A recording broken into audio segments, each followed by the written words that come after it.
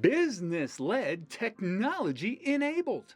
That's how most of my professional colleagues describe the enterprise technology markets. But it wasn't always the case.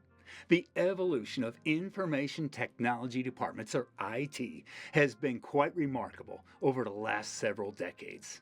In my experience, IT departments have evolved from strategists to merchants, but not always, and certainly not in the outperforming enterprise.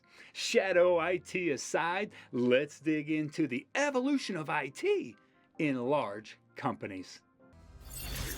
Tech-Gano, turning tech talk into biz talk. Business-led, technology-enabled really is the current state of the enterprise. So much so that CIOs either increase their breadth of value or face diminished capacity.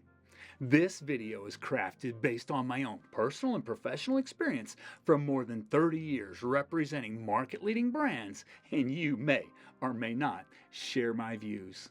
Let's start with strategists, true C-suite partners working to shape the vision, making commitments on deployment models, refresh cycles, and the approvals for new technology adoption.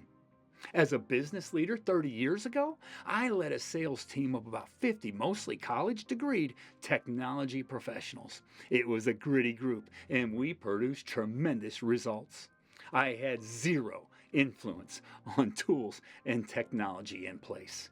Yes, 30 years ago, IT departments drove the technological strategies of large enterprise, guided by the Big Six and the Big Four and the other derivatives of elite consulting. Next up, the consultant.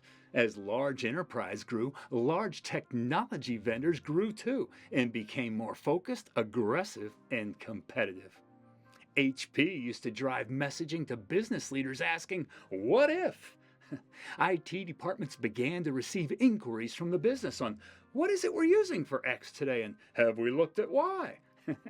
It was like a consumer viewing a commercial for a new drug and then going to ask their doctor.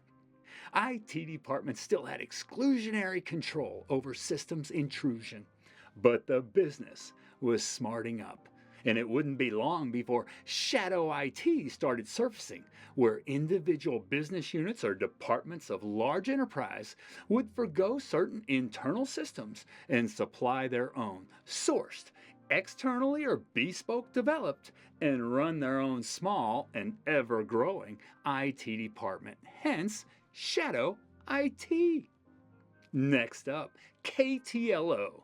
Yes, the relationship in some large enterprises shifted to where some IT departments were reduced to just keep the lights on, or KTLO, otherwise known as doing the bare minimum of technical systems and support and ensuring that the machine hums along. And that's no small ask in large enterprise with demanding service levels, interconnected platforms, and major peaks in volumes.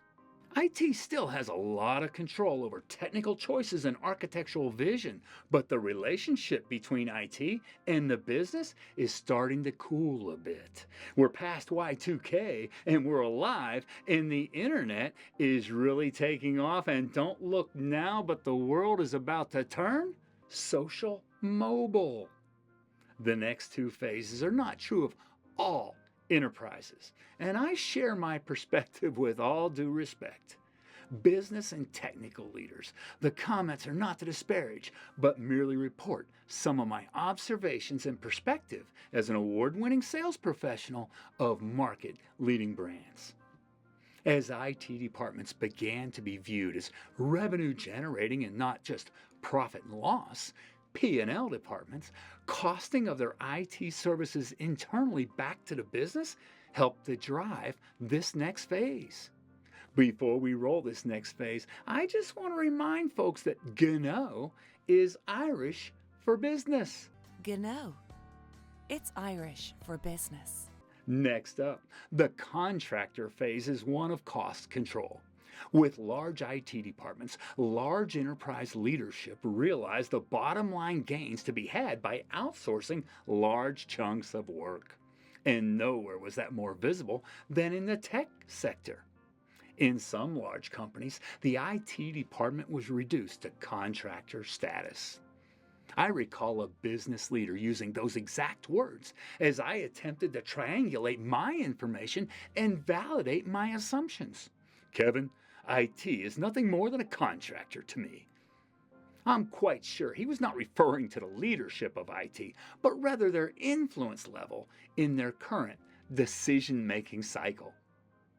And before we dive into the second to last phase, be sure to subscribe as we have new features coming out all the time.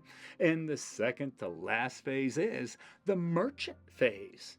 And this one disappoints me incredibly and is not true of all enterprise and definitely not true of the outperforming enterprise. About 10 years ago, I sat with other IBM leadership in a small meeting at the Orange County corporate office, a beautiful building across the street from South Coast Plaza in Costa Mesa. The client was a very large and highly respected enterprise headquartered in the OC, and this meeting hosted their Chief Information Officer, or CIO. To my absolute appall, to which I hopefully was able to disguise, he stated quite clearly, if I can't buy it low and sell it high, that it's not the right technology for us. Oh, you pathetic profiteer. That was my thought. I've spent decades turning tech talk into biz talk to drive technology investment and adoption in large enterprise, and this country club yinzer is prioritizing nickels over strategy, value, and risk? What the heck? I thought it was nuts and a case of poor drivers. The last phase I see in my service, and one that I hope most large companies ultimately evolve, is the partner phase. All the cards are on the table. Decisions are not always made last minute, so higher level, longer horizon planning is possible, though executing it might not be. But the intent around partnership and everyone having a stake in the investment, the deployment, and the ultimate outcome. Which is everyone should know that watches this channel what we care about, business value. That's right. Business value is the essence of technology success and the main focus of IT departments. Lastly, I want to reinforce my view on the partner side as I recently attended Infotech Live 2024, a great conference. CEO Tom Zarin spoke to me about exponential IT in motion and the exponential CIO, who will expand to operations leader, line of business leader, and beyond, or suffer remit reduction, as he introduced the term autonomization. Thank you, and that's my story. I'd love to experience your retort via the comments. Be sure to like and subscribe. We're in our second month, so it's still not too late to be a Q1 Techno OG. We have lots of other features, and hey, hope to see you on the other side. Gno. It's Irish for business. Techno, turning tech talk into biz talk.